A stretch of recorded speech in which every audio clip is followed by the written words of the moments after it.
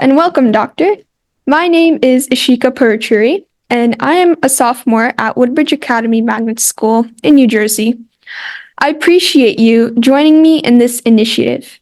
My primary goal is to educate adolescents globally, empowering them to build healthier lifestyles by working with doctors and collaborating with them from various specializations across the world. Welcome to the Healthy Teens podcast. I hope you are keeping well. This month, I'm joined by Dr. Matthew Masters, who specializes in addiction medicine. He is a leading addiction medicine physician based in Austin, Texas, specializing in the prevention, evaluation, diagnosis, and treatment of substance use disorders. And for this episode, we'll be discussing the various aspects of addiction medicine, including how substance use affects the brain and body, prevention strategies, and how teens can maintain a healthy lifestyle while avoiding addictive behaviors. And now, Dr. Masters, can you give us a little background regarding your experience in this field? Yes, and first of all, I'd like to thank you for inviting me to speak. I always enjoy the opportunity to speak to groups about addiction because there are many preconceived notions that are ill-founded, and bringing some clarity to the issues is always helpful. I've been practicing addiction medicine for the past 17 years, and prior to that, I practiced internal medicine for 17 years, and so a total of about 34 years of experience practicing medicine. At any rate, I have obtained board certification in addiction medicine.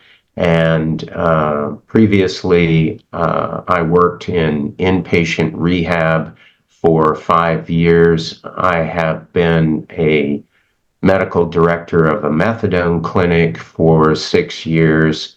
I've had my own private practice for the past 15 years, and I have lectured on topics in addiction medicine very frequently, including to the Travis County Medical Society here in Austin, and also for the Texas Lawyers Assistance Program.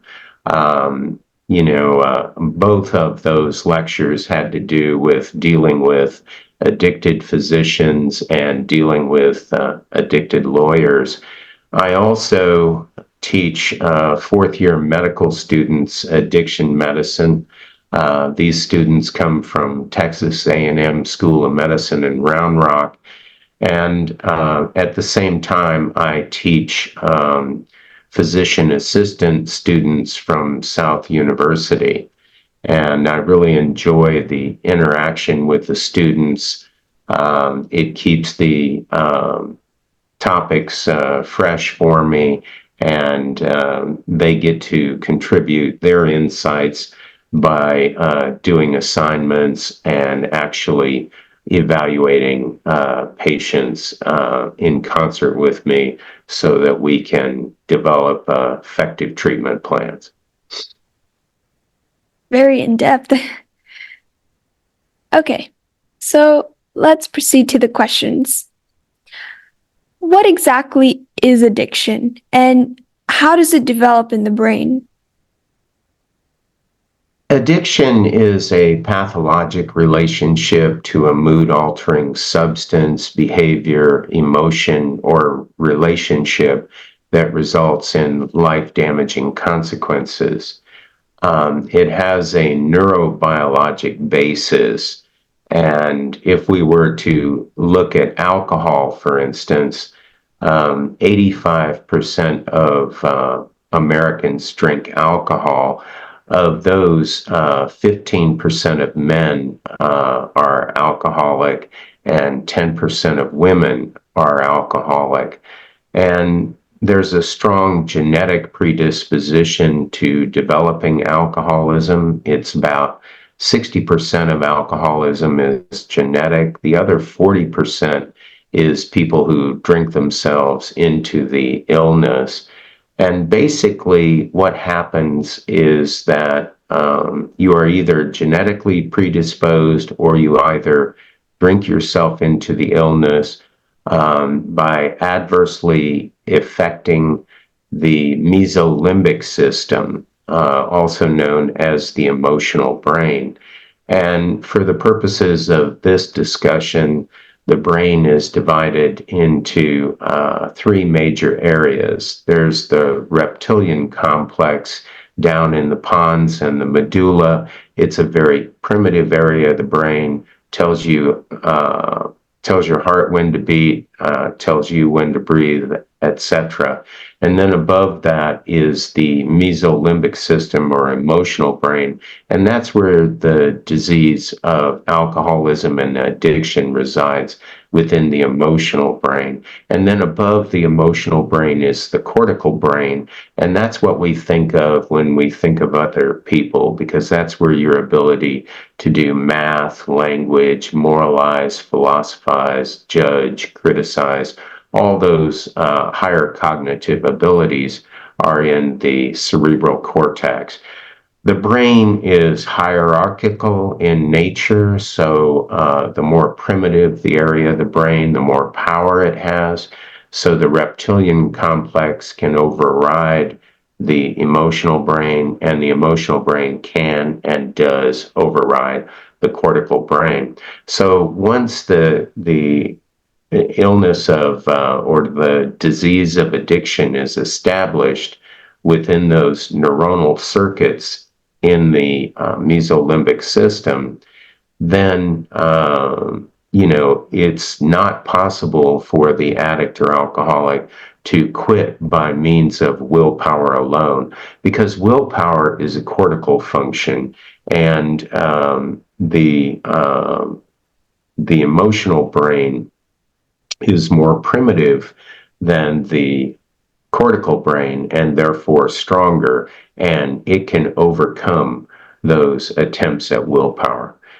And so basically, the dilemma of the addicted patient is that they have a hijacked emotional brain. Their emotional brain's been hijacked by drugs and alcohol. Okay. Why do some people develop addictions while others don't, even if they're exposed to the same substances? Well, I think obviously genetics, as I mentioned before, is a factor, but there's probably also multifactorial, impact of various things. What I tell medical students and PA students who round with me is that if I were to create an addict in the laboratory, I would need 5 things: genetic predisposition, dysfunctional family of origin, early childhood physical or sexual abuse, concurrent psychiatric disorder, and access to alcohol or drugs. In my experience, when you have all 5 of those, it's uncommon, bordering on rare, that you don't become alcoholic or addict. So there are those factors, and the other factor has to do with the onset of use. The earlier someone begins experimentation or ongoing use, the greater the likelihood is that they will develop addiction. And so those are some, but not all, of the factors that are involved.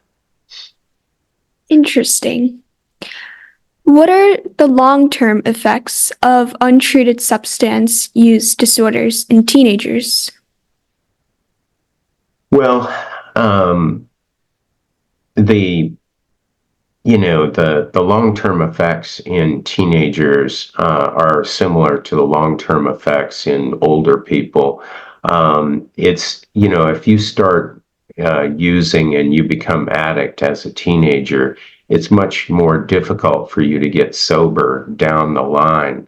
But untreated alcoholism or drug addiction progresses over time to insanity, incarceration, or death. So, Okay. Can you tell us about a complicated case that you have dealt with in the past with a young patient? yes.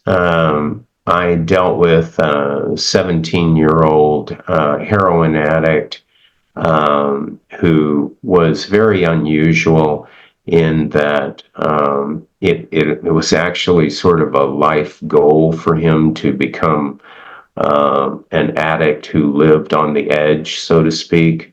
And that's extremely rare in my experience. But he progressed inexorably to death and died at age 19 of fentanyl overdose. And his parents did everything that was reasonable and prudent to do in his situation. And they went through a very, very difficult time when he was alive. And I've continued to counsel them for the past year or two, helping them to get through their grief experience over the loss of their son. I've also dealt. Now that's a very extreme case. I've also dealt with a lot of teenagers, usually male, who begin to experiment with pot and then become either incipient marijuana addicts or full-blown marijuana addicts. And typically, marijuana addiction looks like the following. Smoke every day, smoke even when alone. If they don't have anything to do that day, they do the wake and bake. They wake up, they get baked. And the last thing is that they smoke pot or do edibles even when they know they have a 50 to 80% chance of developing severe anxiety or paranoia. So that's a much more common presentation. The introduction to alcohol is pretty easy because it's so readily accessible, and marijuana is increasingly readily accessible.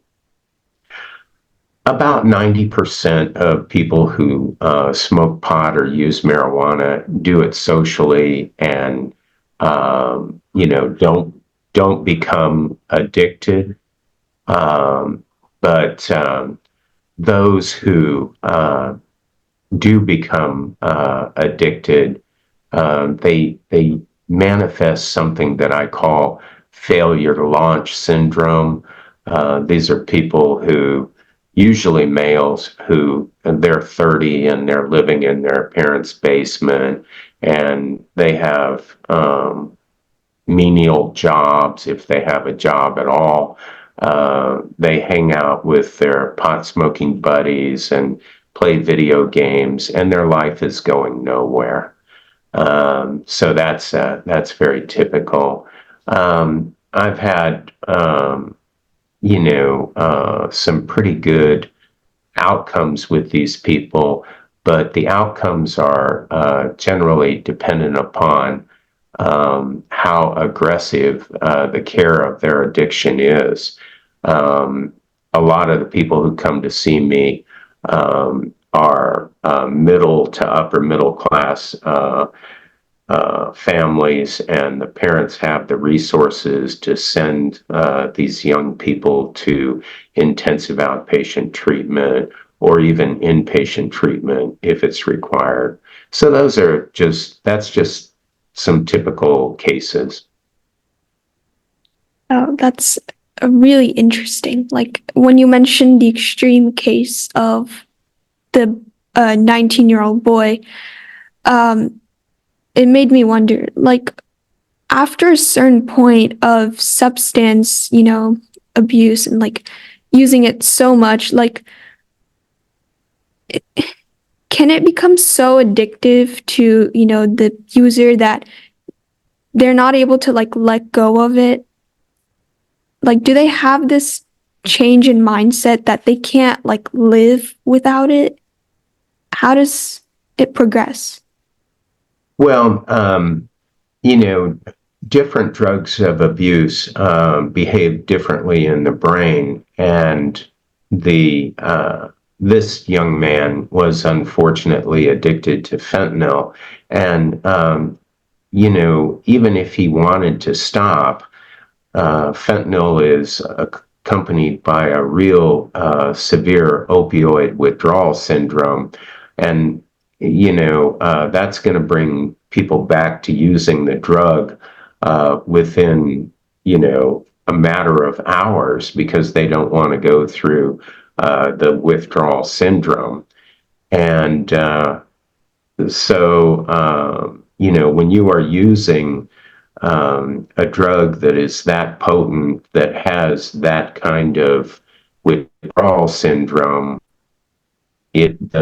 the people are caught in an endless loop of craving, relapse, withdrawal, craving, relapse, withdrawal.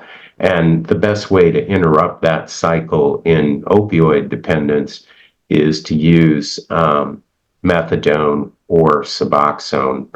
And what those do is they eliminate drug craving, they eliminate withdrawal sickness, and if the patient does opioids again, they won't get high if they're taking the Suboxone as directed because it blocks their narcotic receptors. When it comes to drugs like pot, yes, people can become addicted, but the withdrawal syndrome from pot is very mild. You get somewhat irritable, you don't sleep as well, your appetite's off, and you're a little bit cranky. But after a week or two, it's no problem at all. The problem with marijuana is that in the 10% who are either addicted or who have mood disorders, is that their mood disorders like depression, bipolar, anxiety, all of those things get worse when they're exposed to marijuana. Okay. How have treatment techniques for addiction evolved from when you first started working in this field versus now? Well,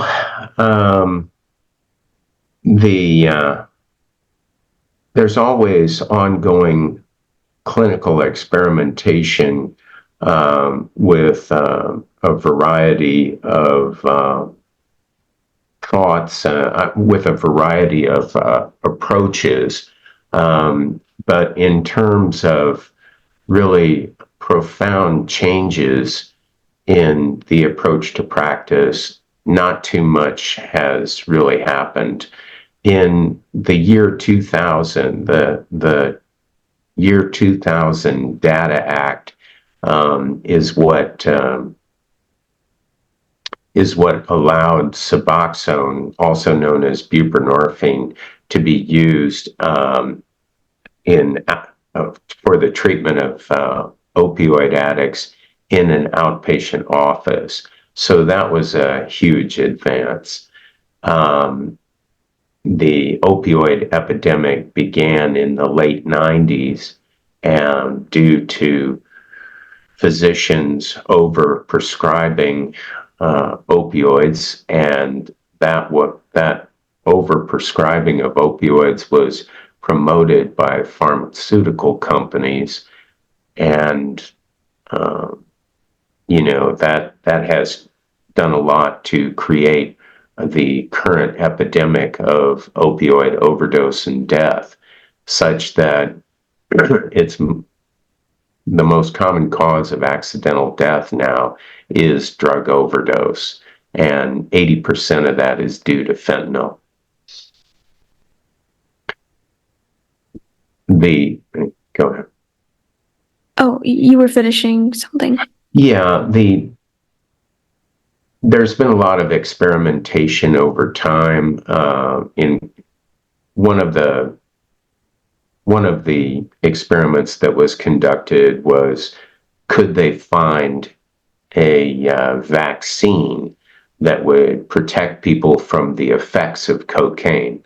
So you give them a vaccine, and now the cocaine doesn't cross the blood-brain barrier or doesn't produce a high. That experiment failed.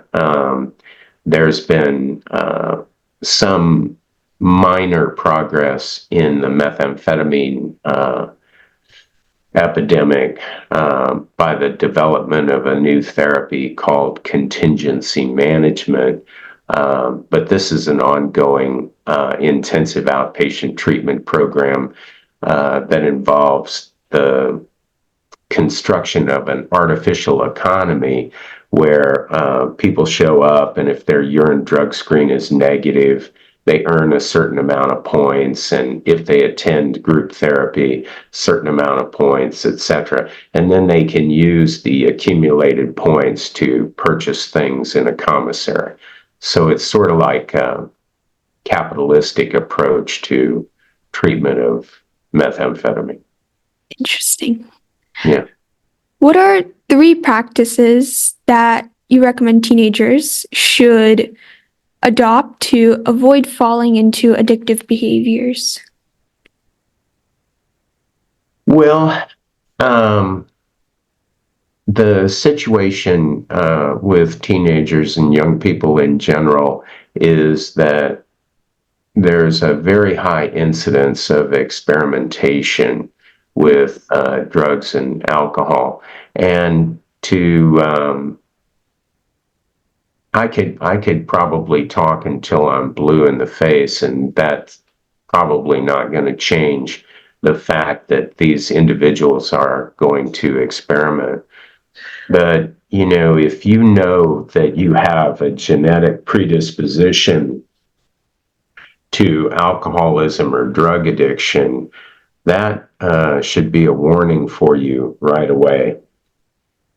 And turns out that children of alcoholics or drug addicts have a 25% chance of becoming drug addict or alcoholic, which is about double or triple what the average individual would be. So just having that genetic history is a tip-off that you need to be careful. The other issue is being educated about what's out there. Right now, we're finding fentanyl in all forms of drugs that are available on the illicit market, including marijuana. So the idea that one pill can kill is very true. And that's my dog, Alfie, in the background. Sorry. I think the third thing is who you hang out with. If birds of a feather flock together. If you hang out with people who are doing drugs and alcohol, it's kind of like going to the barber shop every day. You go to the barber shop often enough, you're going to get a haircut. So if you're hanging out with people who are doing drugs and alcohol, you're going to do drugs and alcohol. Yeah. And because you've mentioned to be aware of who you hang out with, can you also stress the importance of, not falling under the influence of peers? Because I think who you hang out with and like being influenced to do what they do also is a big factor for addiction. Well, it is. You know, the problem I think today is so much about social media. There is a lot of focus in the younger generation on social media and other people's opinion of them tends to become more important than their opinion of themselves. And in the 19-year-old who died of the fentanyl overdose, he was using Snapchat, Instagram, and a couple, I don't know, some other forms of social media. I don't remember what they were at this point. But the content of his phone that was reviewed by his parents was just replete with, the glamorization of drugs, how much, how often, who could one up the other person. And, I think all of those things really, really contribute to the risk. And one of the principles, one of the countercultural principles of Alcoholics Anonymous is the idea that other people's opinion of me is none of my business. I'm going to make decisions based on principles and not personalities.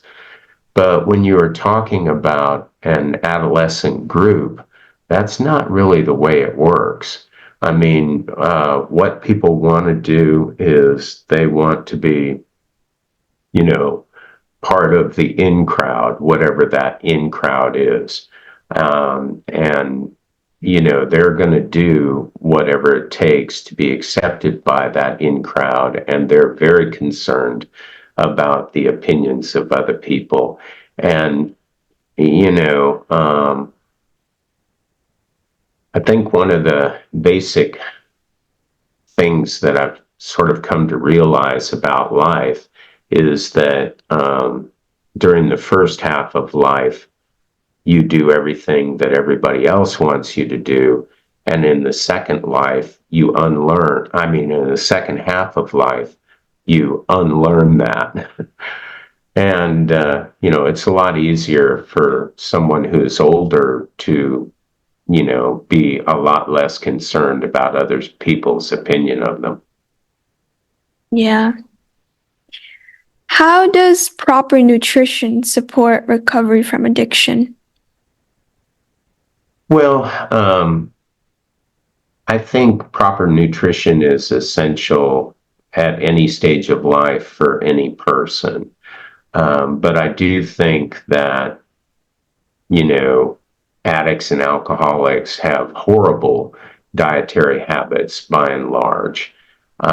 Too much sugar for sure. And, obviously,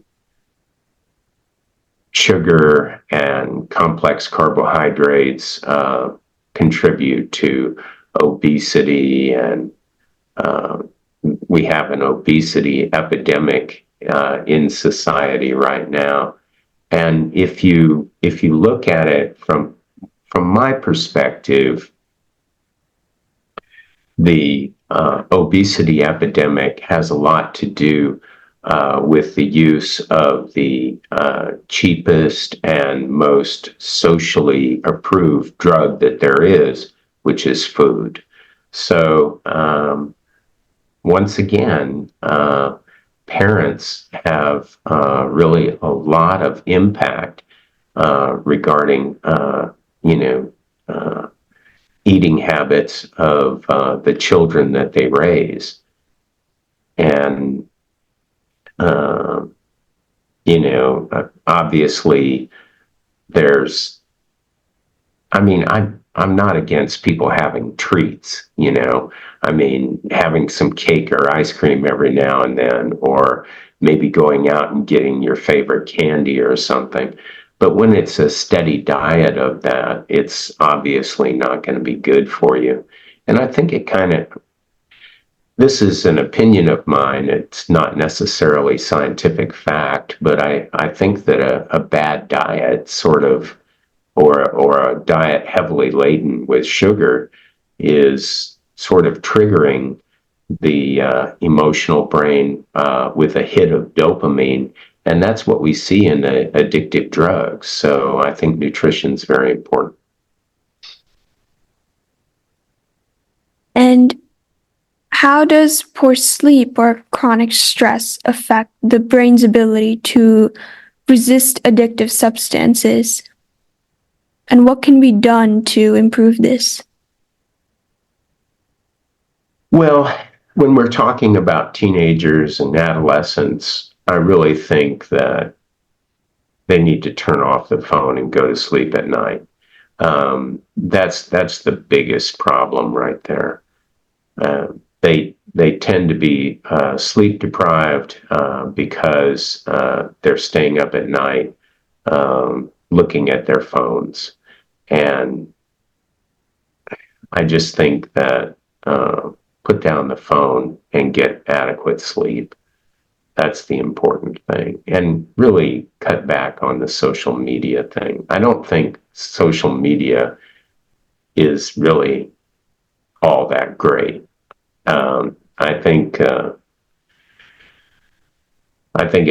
it definitely has destructive potential, not just because there may be cyberbullying going on, but destructive potential in the sense that people get obsessed with it and they don't go to sleep.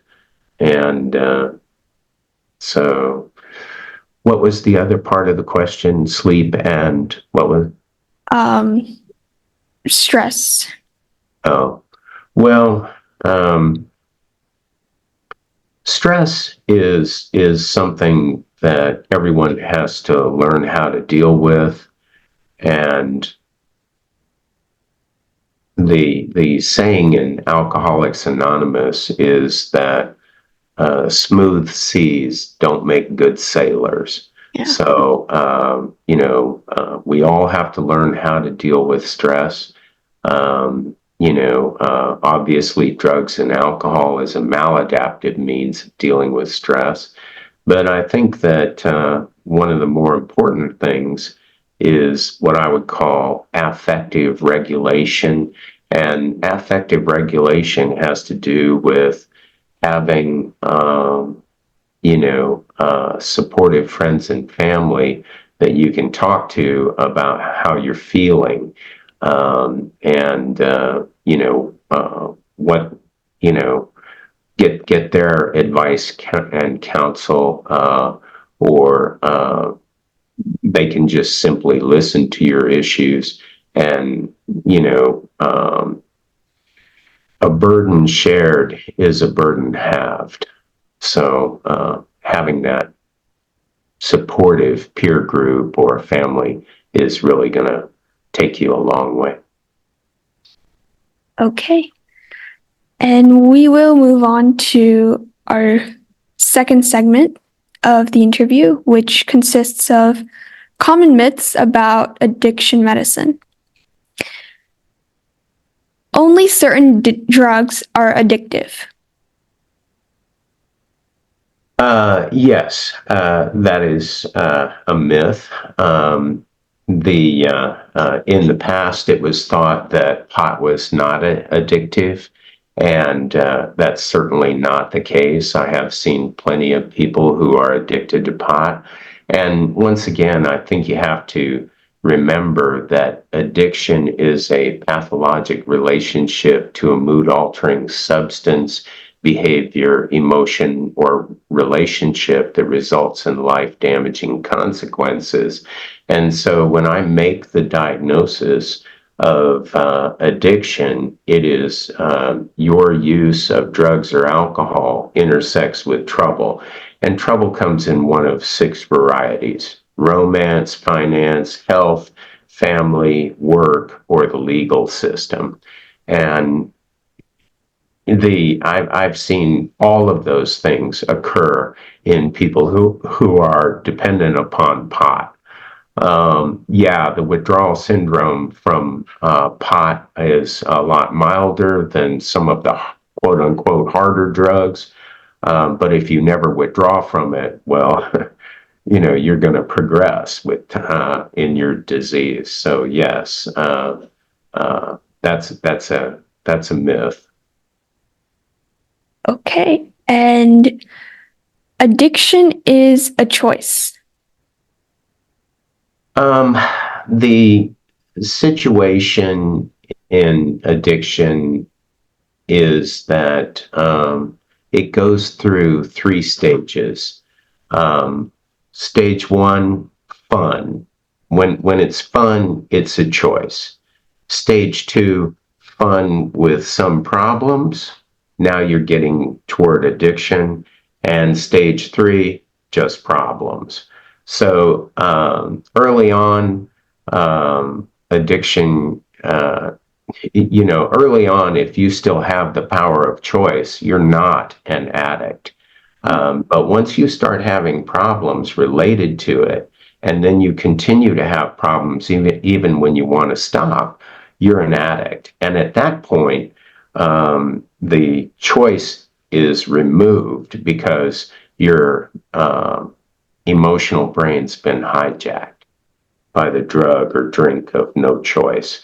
In other words, the drug or drink of no choice is, you pick that up and you flip a switch in your brain, and one drink is too many and 1,000 is not enough.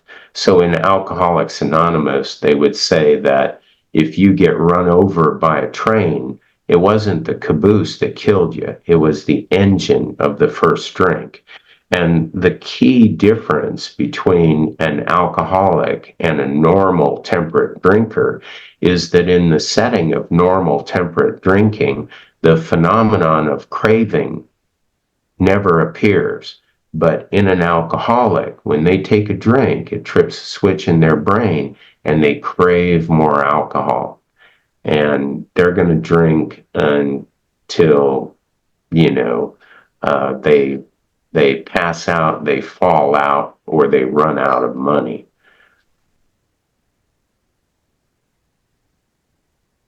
Once addicted, recovery is impossible. That's totally a fallacy. I wouldn't be doing this job if I didn't think people can change. And I have had, in addiction medicine, it is a little bit like throwing spaghetti against the wall. Most of it slides off, but the patients who stick with me, they get sober and they go on to have functional lives. Of course, they have to make changes. Once again, in Alcoholics Anonymous, they will tell you early on about the 3 Ps. If you want to get sober, you got to change your playgrounds, your playmates, and your playthings. If you don't do that, you're going to keep getting drunk or high. But the idea that recovery is impossible is a fallacy. It is certainly possible. It does require action, though, because you cannot, one of the basic premises of addiction medicine is that you cannot think your way into right action. You must act your way into right thinking. If you could think your way into right action, that would mean that the cerebral cortex could override the emotional brain. And we know that over any significant period of time, that doesn't happen. The emotional brain overrides the cortical brain.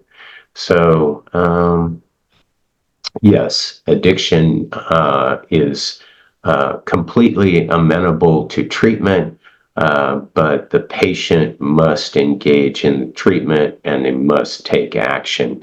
And most of the time, when quote unquote treatment fails, it's because the patient has not bought into, what they need to do. They haven't made the changes that they need to make. And sometimes what you need to do is you need to step back and allow them to experience negative consequences, going to jail, losing their job, etc., in order for them to have that wake-up call, that moment of clarity when they see that, yes, it's necessary for me to do something different. Okay. And now we will move on to our third and final segment, which includes our final questions. So we will begin with the scenario question. Let's say that an individual notices that they have started engaging in certain behaviors, like reaching for caffeine or spending excessive time on social media, whether they feel stressed or bored. They start noticing these small changes, like increased irritability or feeling like they need these activities to function. However, they choose to ignore these signs, thinking it's not a big deal. Is it okay to dismiss these early indicators? And what should this person do if they later feel that their behavior has become difficult to control? Well, not all behavior that is quote unquote difficult to control is necessarily an addiction. Part of the comprehensive evaluation of addicts and alcoholics involves looking for concurrent psychiatric disorders. So we're seeing an increased incidence of depression and anxiety in the younger generation. And I think it has a lot to do with much higher expectations of what their performance should be or could be. Also, as I mentioned before, social media does enter into the picture. But, I think that before you conclude that, this is the early start of an addiction, I think you need to look at, is this the possibility of depression? Is this the possibility of generalized anxiety? Is there something else going on? Do they have a thyroid condition? So evaluation by primary care physician would be the place to start, because 50% of anxiety and depression is managed by primary care doctors, and they're very good at it. I think that's a good place to start, and but it's important to recognize early on that there is an issue, because a general principle in medicine is the earlier you recognize a diagnosis, the more effective and easier it is to treat. That would be my approach. Okay. What is your take on Google Doctors? What do you mean by Google Doctors? What do you mean by that? So every day we see people claiming that you should do certain things to live a healthier life, but we don't know if they're always true, because there's many people that might Google it or search it online, and they might even try to diagnose it themselves by looking at symptoms, and it could be misinformation. So could you stress the importance that patients interact and seek advice directly from a doctor for major changes in their lifestyle? Well, I think you bring a really good point to the conversation, and that is that we do live in the information age, and Google and other search engines are readily available, but that the validity or the relevance of the information is always in question. And if someone doesn't have access to a physician or other healthcare provider, they may believe that they are relegated to Google as their source of medical information. I think if you want to get the best information, though, regarding a particular condition, then go to Google Scholar and look up, peer-reviewed scientific papers on, what are the criteria for diagnosis and treatment.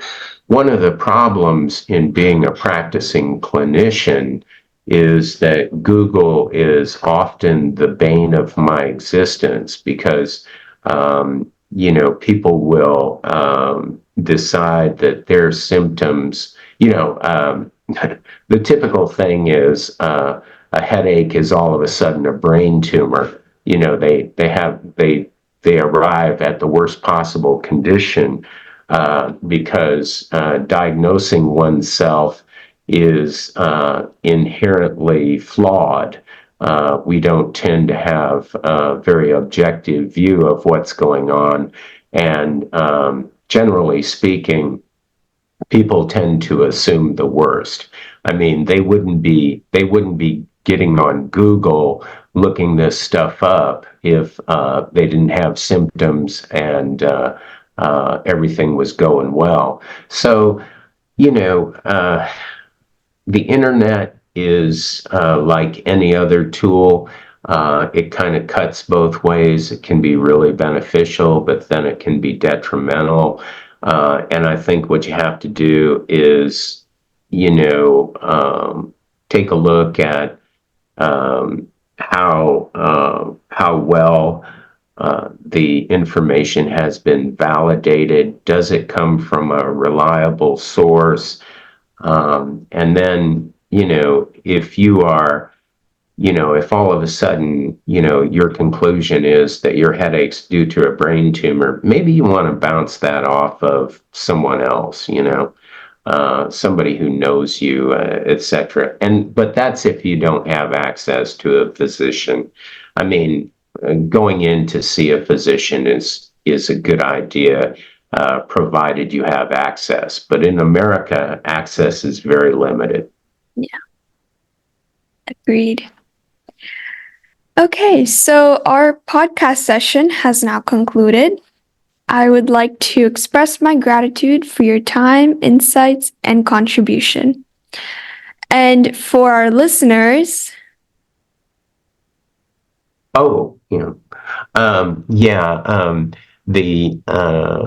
just want to recount a slogan that I learned earlier, and that is, nourish your habits to flourish your lifestyle. thank you. And for listeners, don't forget to follow us on our website, healthyteens.net. Stay tuned till the next episode. Take care. Thank you very much. I enjoyed being on your podcast.